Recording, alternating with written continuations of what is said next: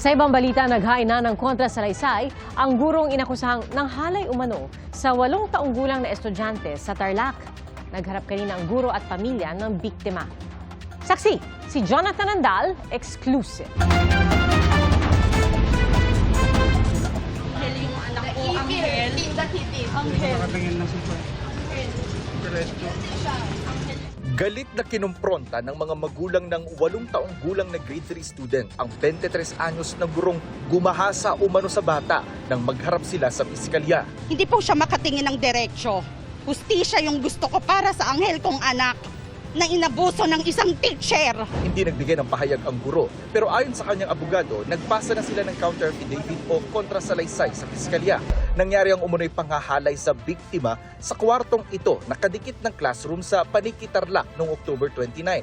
Tinatawag umano ito ng guro na confession room, pero dark room ang tawag dito ng bata dahil madilim. Naglabas ng pahayag ang paaralan na hindi namin papangalanan para sa proteksyon ng lahat ng estudyante.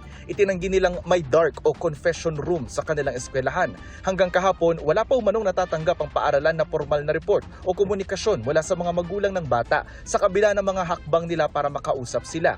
Itinanggihan ng ina ng bata. Hindi umano sinagot ng acting principal ang tawag niya sa messenger hanggang matawagan na niya ang cellphone number nito. Nang tanungin kung kailan sila aaksyon, sinabi umano nitong sa November 3. At nang iginiit ng ina na gusto niyang makausap ang presidente ng paaralan, sinabing ia-update na lang siya. Naghintay pa umano ang ina ng 2.5 araw para makakuha ng appointment sa presidente ng paaralan.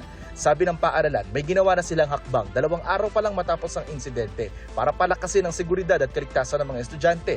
Dati na lang sinabi na maglalagay na sila ng mga CCTV at ipinatutupad na ang no-touch policy o pagbabawal sa mga gurong humawak sa mga estudyante. Nagbanta ang paaralan na gagawa sila ng mga hakbang laban sa mga gagamit ng tinawag nilang isolated incident para sa kanila umanong pakinabang o pagkiling. Para sa GMA Integrated News, Jonathan Andal ang inyong saksi.